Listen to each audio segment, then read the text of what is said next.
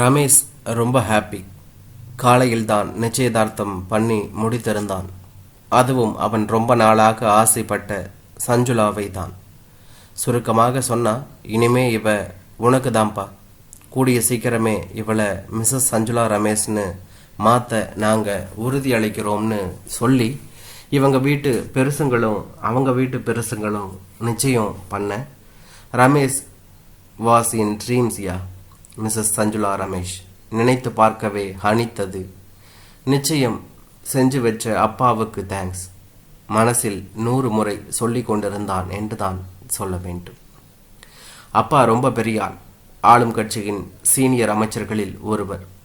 20 வருஷமா தமிழகத்தில் ஏதாவது ஒரு அமைச்சர் பதவியில் இருக்கின்றார். நடுவில் 2 தடவை கட்சி மாறியும் இருக்கிறார். தன் மகன் ஆசைப்பட்டான் என்பதற்காக தன் தகுதியிலிருந்து 2 ஃப்ளோர் கீழிறங்கி போய் வட்ட செயலாளர் மூர்த்தியிடம் பெண் கேட்டிருக்கிறார் என்றுதான் சொல்ல வேண்டும். மூர்த்திக்கு ரொம்ப மகிழ்ச்சி.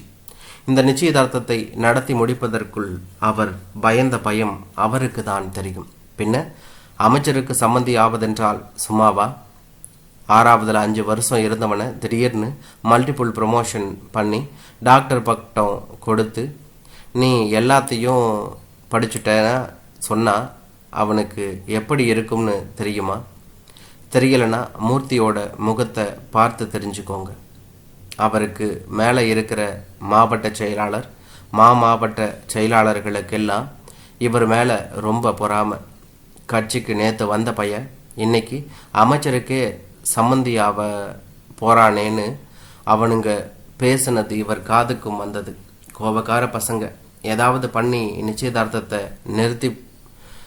நிறுத்திட போறாங்கன்னு ரொம்பவே பயந்துகிட்டு இருந்தார். அப்புறம் தான் பொண்ணு சஞ்சுளா வேற என்று தான் சொல்ல வேண்டும். சஞ்சுளா ரொம்ப அழகான பொண்ணு. எனக்கு எதுக்கு இப்போ கல்யாணம்னு தன் அப்பா மூர்த்தியிடம் ரொம்பவே அடம் பிடிச்சு பார்த்தா. ஆனால் மூர்த்தி விடலை. இதனால் குடும்பத்துக்கு எவ்வளவு லாபம், தன் அரசியல் வாழ்வுக்கு எவ்வளவு லாபம்னு சொல்லி பார்த்தா. பிறகு ஒரு மாதிரி மிரட்டி கெஞ்சி பணிய வைத்து விட்டார். பொண்ணும் பையனும் கலந்து பேச ஏற்பாடு செய்தார். தன்னை பிடிச்சிருக்கான்னு ரமேஷ் கேட்ட கேள்விக்கு ஆமாம்னு ஏனோதானோன்னு பதில் சொல்லி வைத்தார். ஒரே நிமிஷம்தான். உடனே நிச்சயதார்த்தம். இப்போ அதுவும் முடிஞ்சி மண்டபத்தினுள் இருக்கிறாள் என்று தான் சொல்ல வேண்டும். மண்டபம் ரொம்ப பெருசு. மதியம் மணி 3:30. கிளம்புறவங்களுக்கு ரமேஷ் போர்டிகோவில் நின்று கொண்டு போயிட்டு வாங்கன்னு சொல்லி கொண்டிருந்தான்.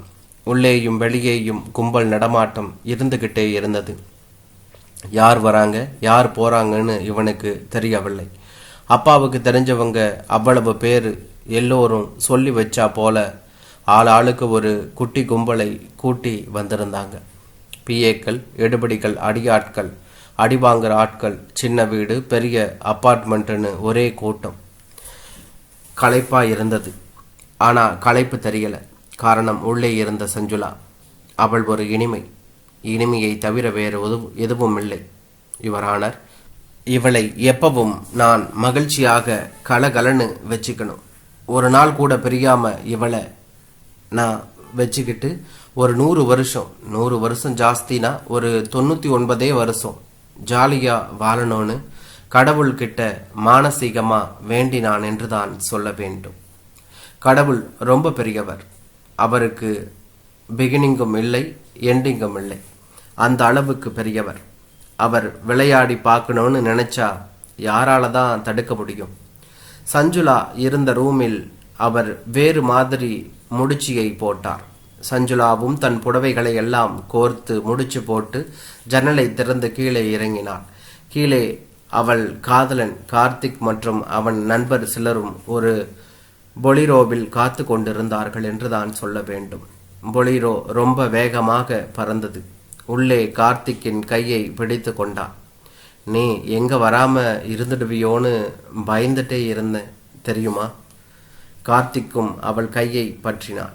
கூட இருந்த நண்பர்களில் ஒருவன், சஞ்சுளா கார்த்திக் எவ்வளவு டென்ஷனில் இருந்தான்னு எங்களுக்கு தான் தெரியும்.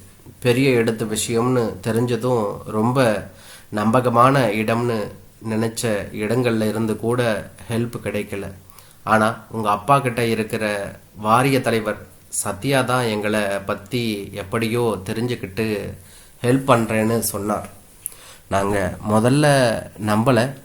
அட, நானும் காதல் கல்யாணம் பண்ணவதான்ப்பா. காதலுடைய அருமை எனக்கு தெரிஞ்சதுனால தான் உங்களுக்கு ஹெல்ப் பண்ணுறேன்னு சொன்னப்ப எங்களுக்கும் சரின்னு பட்டுச்சு. அவர் தான் இந்த வண்டியையும் டிரைவரையும் அனுப்பி வச்சார் என்று சொன்னார்கள் என்று தான் சொல்ல வேண்டும். டிரைவர் ரொம்ப வேகமாக வண்டியை ஓட்டினான். கார் நீங்கள் எந்த பக்கம் போக சொன்னாலும் எனக்கு சரி சார் என்று கார்த்திக்கை பார்த்து பவ்யமாக சொன்னான். கார்த்திக்கும் வழியை சொன்னான். டிரைவர் அதை கேட்டுக்கொண்டான் என்று தான் சொல்ல வேண்டும். டிரைவர் மட்டுமல்ல, அவன் பாக்கெட்டில் ஆன் செய்யப்பட்ட செல்போனின் அடுத்த முனையில் இருந்த வாரிய தலைவர் சத்யாவும் கேட்டுக்கொண்டார். அதை அப்படியே அடுத்த போனில் மாவட்ட தலைவரிடம் ரிலே செய்தார். ஐயா, வட்டச் செயலாளர் பதவிக்கு என்ன மறந்துடாதீங்க ஐயா என்றும் மறக்காமல் கேட்டுக்கொண்டார் என்று தான் சொல்ல வேண்டும். மாவட்ட தலைவர் ரொம்ப பவ்யமாக அமைச்சரிடம் வந்தார். அமைச்சர் முகத்தில் பிரெஞ்சு ஃப்ரைஸ் வெடித்து கொண்டிருந்தது. எதிரே சஞ்சுலாவின் அப்பா மூர்த்தி கதறி கொண்டிருந்தார். ஐயா, என்ன மன்னிச்சிடுங்க ஐயா. என் பொண்ணை எப்படியாவது கண்டுபிடிச்சி கூட்டிட்டு வர ஆள் அனுப்பியிருக்கேன் ஐயா. வந்ததும் அவளுக்கு நீங்கள் என்ன தண்டனை கொடுத்தாலும் பரவாயில்லையா. நம்ம ரமேஷ் தம்பி அவளை எப்படி வேணும்னா போட்டு அடிக்கட்டும். அதுக்கப்புறம் அந்த கழுதையை நானே என் கையால் வெட்டி போட்டுறேன் ஐயான்னு பினாத்தி கொண்டிருந்தார் என்று தான் சொல்ல வேண்டும். மண்டபமே அல்லாடி கொண்டிருந்தது. பின்ன காலையில் நிச்சயம் செஞ்சுக்கின பொண்ணு மதியம் ஓடி போச்சுன்னா சும்மாவா? ரமேஷும் நெஞ்சு பிளந்து போய் ஒரு ஓரத்தில் சாய்ந்திருந்தான். அப்போது மாவட்ட தலைவர் மெல்லிய குரலில் அமைச்சரிடம் சொன்னார். ஐயா, அவங்கள பிடிச்சாச்சு. என் ஆளுங்க அவங்கள கூட்டிக்கிட்டு இப்போ வந்துடுவாங்க. டிரைவர் தப்பிச்சு ஓடிட்டான். இந்த பொண்ணோட காதலன், அவன் பேர் ஏதோ கார்த்திகா, அவனும் இவளை விட்டுட்டு தப்பிச்சு ஓடிட்டான். அவனை போய் நம்பி இவ ஓடினா பாருங்க. காதல் அந்த அளவுக்கு கண்ணை மறைச்சிடுச்சு போல. வண்டியும் ஏதோ திருடன வண்டியான். அவங்கள இப்போ கூட்டியாந்துடுவாங்க ஐயான்னு பவ்யமாக பண்ணினார் என்று தான் சொல்ல வேண்டும். அவங்க ரொம்ப பயந்து நடுங்கியவாறு நின்று கொண்டிருந்தார்கள் என்று தான் சொல்ல வேண்டும். சஞ்சுலாவை தவிர மற்ற அனைவரும் வரும் வழியில் சமத்தியாக கவனிக்கப்பட்டிருந்தார்கள் என்று தான் சொல்ல வேண்டும். எதிரே அமைச்சர் மற்றும் பலர் வீட்டு பெண்கள் அழுத முகத்துடன் இருந்தார்கள். மூர்த்தி தன் மகளை பார்த்ததும் வெறி கொண்டு பாய்ந்தார். என் குடிய கெடுக்க பிறந்தவளேன்னு மாறி மாறி அவளை அறைந்தார். அப்பா, என்ன அடிக்காதீங்கப்பா, ரொம்ப வலிக்குது மகள் கெஞ்சினார். அப்பாவின் அரை கன்னத்தில் வலியை கொடுக்க தன்னை விட்டுவிட்டு கார்த்திக் ஓடியது உள்ளத்தில் வலியை கொடுக்க அவள் ரொம்பவே துவண்டு போயிருந்தாள் என்று தான் சொல்ல வேண்டும். அவள் கெஞ்ச கெஞ்ச அப்பாவின் வெறி இன்னும் ஏறியது. இந்த முறை அவள் உடம்பிலும் அடி விழுந்தது. அப்பா, வலிக்குதுப்பா, நான் தான் இந்த கல்யாணம் வேண்டாம்னு உங்களை அப்பவே கெஞ்சினேன் என்று அழுதாள். உனக்கு என்னடி தெரியும்? நீ யாரை கல்யாணம் பண்ணணும்னு எனக்கு தெரியும். உன்னை வெட்டி போட்டாதான் என் மனசு ஆறும்னு அவளை மேலும் அடிக்க பாய்ந்தார் என்று தான் சொல்ல வேண்டும். பாய்ந்தவருக்கு பலார் என்று ஒரு அறை விழுந்தது. அனைவரும் ஒரு நிமிடம் திகைத்து போனார்கள் என்று தான் சொல்ல வேண்டும். அறைந்தவன் ரமேஷ். ரமேஷ் ரொம்ப ஆவேசமாக நின்று கொண்டிருந்தான். இப்போ எதுக்கு அவளை போட்டு அடிக்கிறீங்க? தப்பு பண்ணியதெல்லாம் நாம. அவ வேணான்னு சொல்லியும் நீங்கள் இந்த நிச்சயதார்த்தத்துக்கு அரேஞ்ச் பண்ணீங்க பாரு, அது மன்னிக்க முடியாத தப்பு. அப்புறம் நானும் அவளும் தனியாக பேசும்போது அவளுக்கு என்ன பிடிச்சிருக்கான்னு கேட்டேன். அதுக்கு அவளும் பிடிச்சிருக்குன்னு சொன்னாலே தவிர அவள் முகத்தில் அதற்கான மகிழ்ச்சி இல்லை. நானும் அவன் மேலே இருந்த ஆசையில் அதை பற்றி யோசிக்கவே இல்லை. இது என்னுடைய தப்பு. அவள் பொய் சொல்லியிருக்க வேண்டாம் தான். ஆனால் அவளை நீங்கள் எந்த அளவுக்கு மிரட்டி வச்சிருந்தீங்களோ யாருக்கு தெரியும். நிச்சயமாக பார்த்தா நீங்கள் தான் தண்டனையை அனுபவிக்கணும். உங்களை விட வயசில் ரொம்ப சின்னவனா. என் கையால் நீங்கள் வாங்கின அறை தான் உங்களுக்கான தண்டனை. ஆனால் இப்போ சொல்கிறேன், கேட்டுக்கோங்க. இனிமேல் யாரும் சஞ்சுளா மேலே கையை வைக்கக்கூடாது. இதுக்கு மேலே அவள் அடி வாங்கிறத பார்க்குற சக்தியும் எனக்கு கிடையாது. அவளுக்கு அந்த கார்த்திகை பிடிக்கும்னா அவனையே கல்யாணம் பண்ணி வைங்கன்னு உடைந்து போனான். அப்போது கட்சியின் லோக்கல் தீத்துளி பேச்சாளர் தலைமையில் ஒரு கும்பல் மண்டபத்தில் நுழைந்தது என்றுதான் சொல்ல வேண்டும். கும்பல் ரொம்ப கோபமாக கோஷம் போட்டுக்கொண்டே நுழைந்தது. அண்ணே, எங்கள் ஆண் சிங்கம்னே நீங்கள். உங்களை போய் ஒரு பெண் வேணாம்னு சொன்னாலா? அவள் பெண்ணே அல்ல, பேய், அவள் ஒழிக என்று தங்கள் விசுவாசத்தை காட்டினார்கள். போது நிறுத்துங்க, ரமேஷ் கர்ஜித்தான்.